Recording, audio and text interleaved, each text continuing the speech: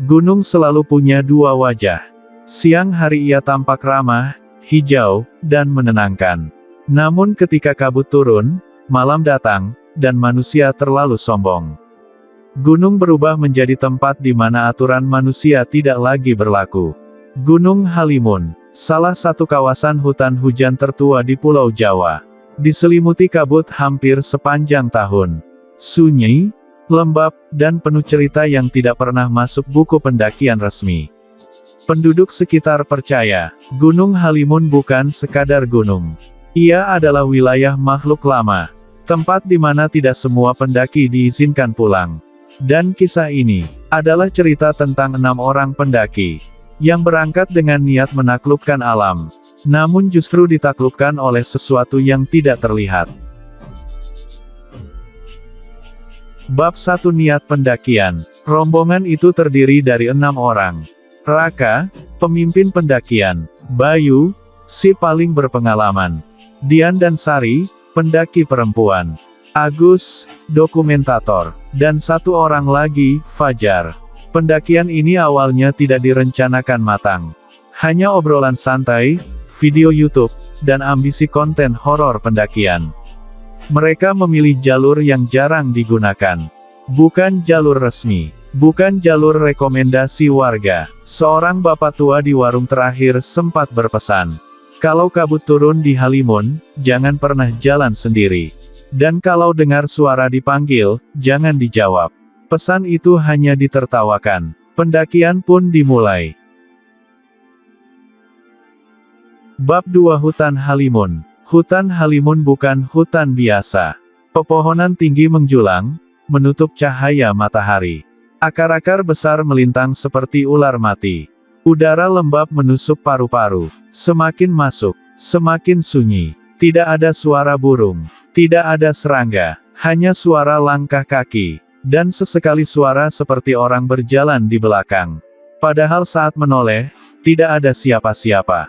Agus mulai merekam. Namun di layar kamera, kabut terlihat lebih tebal dibandingkan pandangan mata. Sejak saat itu, perasaan tidak nyaman mulai muncul. Bab 3 Pos yang tidak ada di peta. Menjelang sore, mereka menemukan sebuah pos pendakian kayu tua. Lapuk, berlumut, dan tidak tercatat di peta jalur. Di dalam pos itu terdapat bekas api unggun lama, potongan kain merah, dan tulisan di dinding kayu. Pulang sebelum maghrib. Tidak ada yang mengaku menulisnya. Saat itulah Fajar berkata pelan, "Kalian ngerasa gak? Sejak tadi, hutan ini kayak ngeliatin kita. Kabut turun cepat, terlalu cepat. Mereka terpaksa bermalam." Bab 4 Malam Pertama. Malam di Halimun bukan gelap. Ia menelan cahaya. Api unggun sulit menyala. Angin berputar aneh, seperti mengelilingi tenda. Sekitar pukul 11 malam, Sari mendengar suara langkah kaki mengitari tenda. Langkahnya ringan, pelan, berhenti tepat di depan pintu tenda. Tidak ada bayangan, tidak ada suara nafas. Namun tanah di luar, tertekan seperti diinjak sesuatu. Saat itu Bayu membaca doa keras-keras. Langkah itu perlahan menjauh, menuju hutan. Bab 5 Orang ketujuh. Pagi hari, mereka sadar sesuatu yang aneh. Jumlah logistik berkurang. Bekas jejak kaki di tanah, berjumlah 7 pasang. Padahal mereka hanya berenam. Agus memutar ulang rekaman malam tadi. Di salah satu klip, terdengar suara lirih. "Capek ya? Ikut aku aja." Tidak ada yang berbicara saat itu. Dan di latar belakang video, terlihat siluet berdiri di antara pohon. Bab 6 Terpisah. Saat melanjutkan perjalanan, kabut turun ekstrim. Jarak pandang kurang dari 1 meter. Dalam hitungan menit, Fajar menghilang. Tidak ada teriakan. Tidak ada suara jatuh. Hanya HT yang tiba-tiba berbunyi.